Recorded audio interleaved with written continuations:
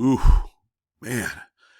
Do you ever run through eBay and you see these coins that are just so insanely ridiculous? And you gotta really ask yourself, where are people actually finding these things? Well, that's a question I get all the time.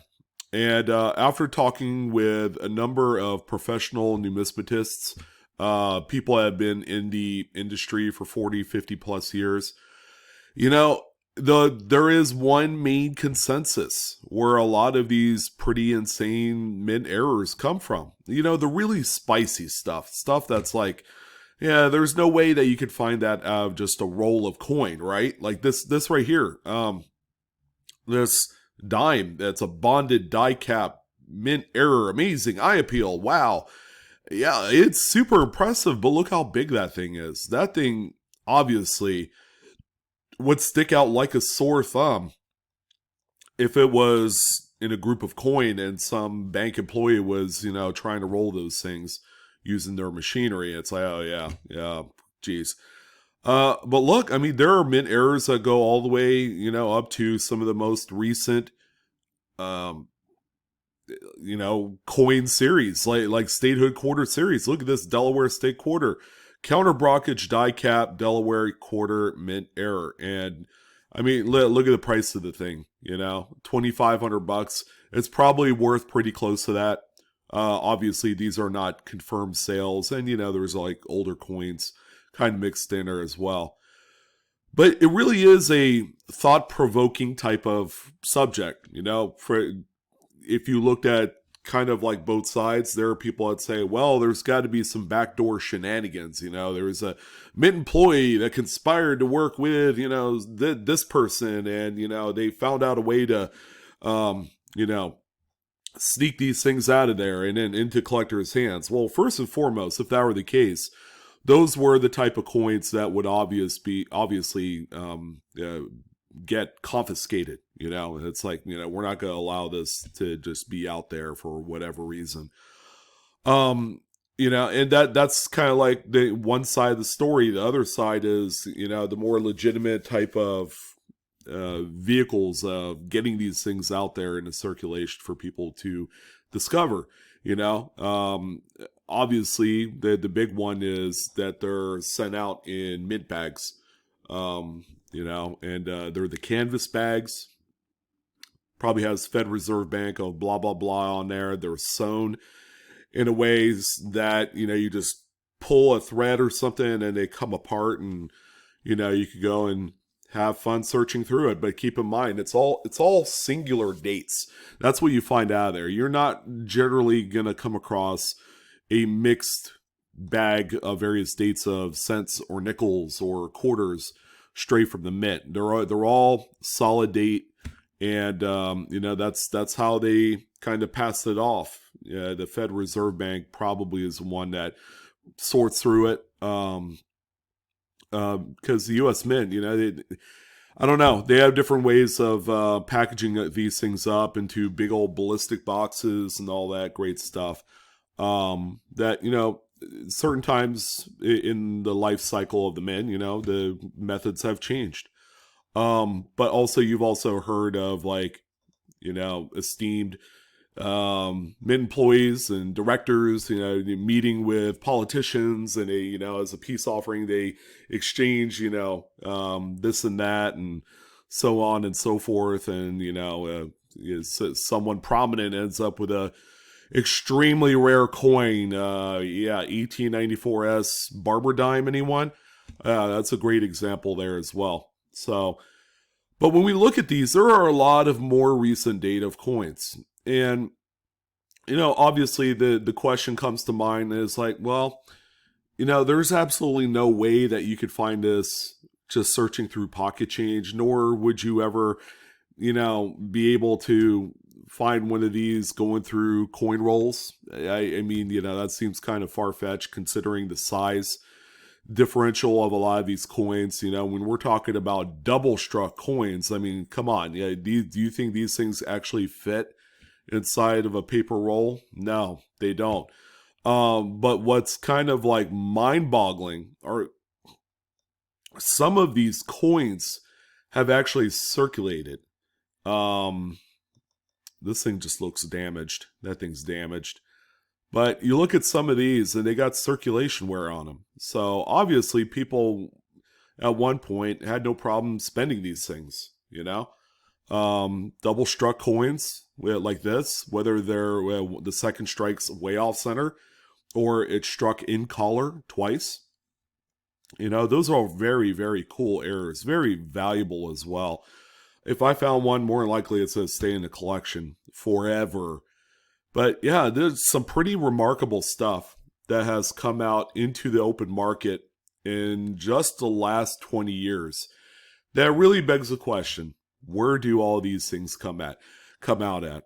And another kind of deep, I guess, observation is a lot of the coins, they stop at a certain date. And then after that, it's really hard to find like some major errors. Now, there's been some major errors, but nothing that's going to stretch or skew the actual size of the coin beyond what the min tolerances is. So, but the kind of like the main focal point of dates is they tend to kind of stop for the major stuff around 2003. All right. And after doing a lot of homework and obviously knowing that, you know, your best bet at finding any of these US Mint errors that are just so nuts, well, obviously to be able to go through some of those mint sewn bags. All right. So that is a pretty big reason why that a lot of these mint sewn bags are worth a ton of money. Take, for example, here's a 1972p Lincoln Cent penny bag, 5,000 coins as pictured, sold for $1,600 or just over that, shipped. But when you take a look at something like this and the originality of the bag and just the pure potential of what could be in there, what is 1972 known for? Well, it's known primarily for like the big double dies, you know? There's about 9 or 10 major ones with FS numbers. Those are Cherry Picker's Guide attribution numbers, by the way, that you can find in this bag. Now, when you're out searching for these things, obviously you have to be careful, right? Because once the bag has been compromised, it's been opened, it's been searched through, it's not worth quite this amount of money because people buy these things all the time. They'll find some janky way to open it up and then try and reseal it. You know, I mean, these things are stitched. And you just got to make sure that you're finding one that is legitimate. And most of the time with these mint sewn canvas bags is that they're going to have a drawstring, much like this one does, where you kind of finagle with it and then you pull it apart and you can just pull the seam and rip the seam off the entire bag area, so that way you can open it up and look inside and, you know, start hunting for treasure. So this is a really good listing right here. 1972 is one of those premier dates for sealed bags. And here's the thing, ladies and gentlemen. I mean, this is something new, something that I personally coined as sealed equity. People are actually buying these sealed bags and just sitting on them because over the last, say, 2 to 3 years, these bags have gone up about 2 to 3x. So there's a lot of value in just keeping the bags sealed. But of course, that's not the story here in this video. It's where do we find some of these major errors? It's with these types of sealed material where you have the absolute best shot of finding any one of those crazy whacked out errors and varieties. Over time, especially in the late 1990s when I was getting into it, man, you could walk into a coin shop and they would literally have $50 face bags of Lincoln Cents for that year. I remember 98, 99, and 2000. They would have these bags available for like $75. It was only $25 above face. But if you couldn't get them at the bank, you can go to the local coin shop. And at the time, I was living back east, so we had a lot of Philadelphia mint bags at the time. But you know, these were available all the way up to about 2003, I believe. before the U.S. Mint and the Fed Reserve Bank decided we're just going to do away with this method of transfer. We're going to stop using these mint-sewn bags for whatever reason, and we're going to do it a little bit differently. You know, whether that's rolling them or whatever. But obviously, the market for such a collectible in bag form, as heavy and as kind of ponderous as they are, to just keep stored in a house is pretty remarkable. Like here's like the modern version of a sealed bank bag, but these are all like mixed date coins. You know, that's the same bag that they use for coin counters at the bank, you know, that autofill. So that's not really true to what I'm trying to talk about here, but the mint-sewn bags, if we get all through all these coins here. Here's another one right here. This is a 59D. As far as date-wise, there's a lot of RPMs that you could find in 59D. This particular bag sold for $1,000, and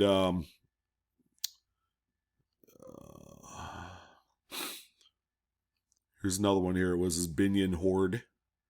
Yeah, I don't know. I don't say there's a lot of Morgan dollars. Yeah, because that seller put bank bag or sealed bank bag in there. We this is Canyon City. Of course, I did a video on them a few months ago, but there's not a whole lot of bags out there to be found. Now, U.S. Mint did offer bank bags of the American Innovation dollars and also the San Francisco minted uncirculated National Park quarters.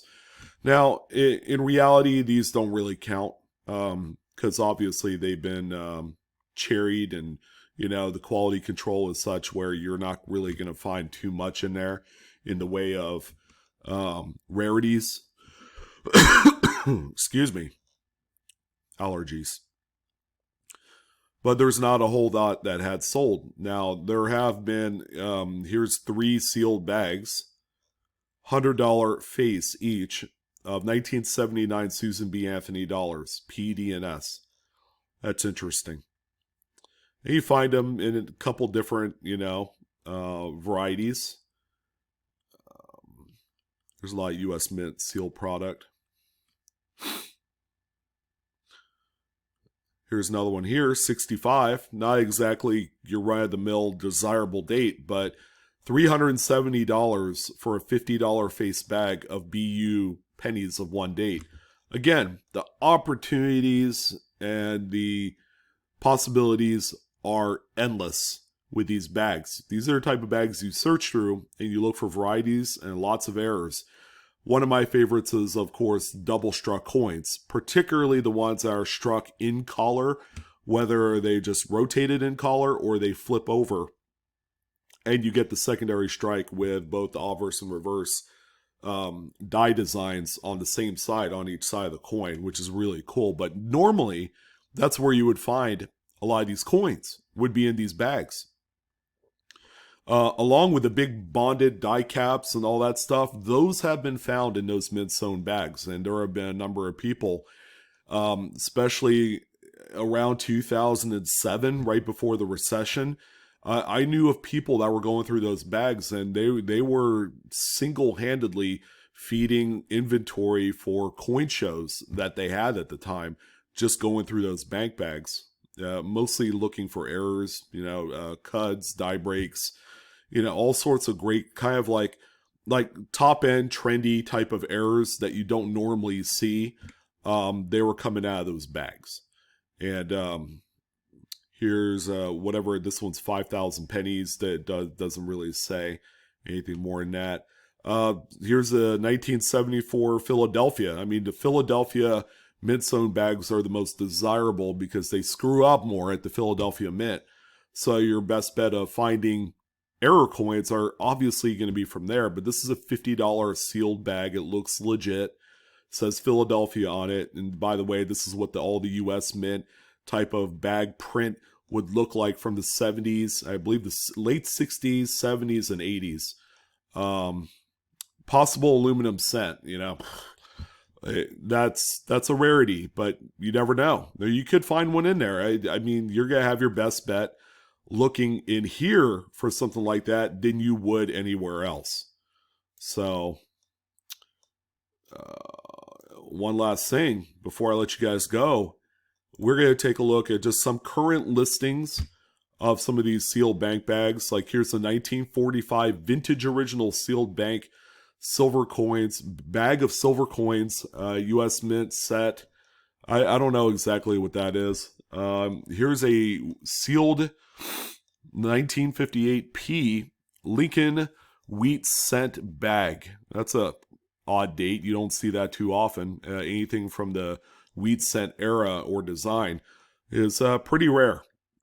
I know you have Sacagawea dollars, $2,000 face. I mean, someone's bold enough to ask $6,000 for the thing. It's not even worth that. 2002 is a nothing date for Sacagawea dollars. But if that's the mentality, you won't know that there's that double struck Sacagawea coin, which you guys know higher denomination errors are extremely desirable.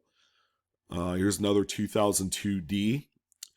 And you don't have to necessarily pick between P and D because they'll both, each mint will have its own respective shot at mint errors and types of things like that.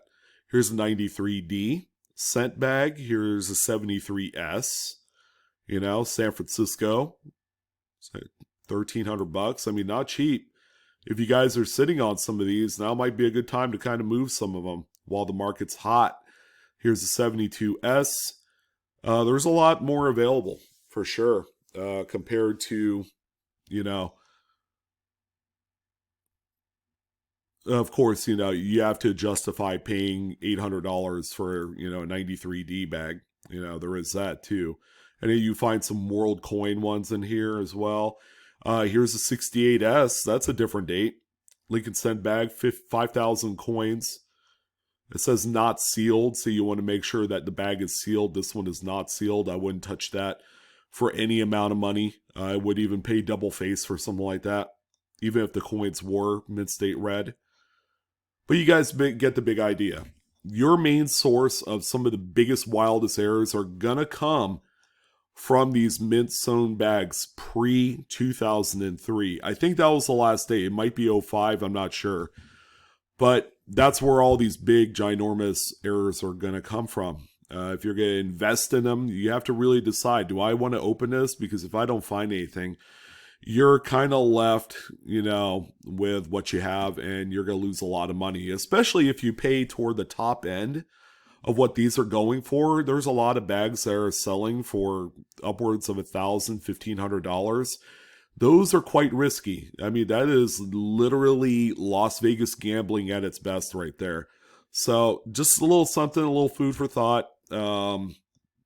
People do like investing in the bags by themselves. So, and it's a lot of fun. But that's going to go ahead and do. I thought I'd throw this quick little ditty in there about where some of these are coming from. I'm your host, Sean, with Blue Ridge Silverhound. I want to thank you guys again. Don't forget to like, share, subscribe. Coinaholics, we are discovering together. You guys take care. I'll see you on the next video.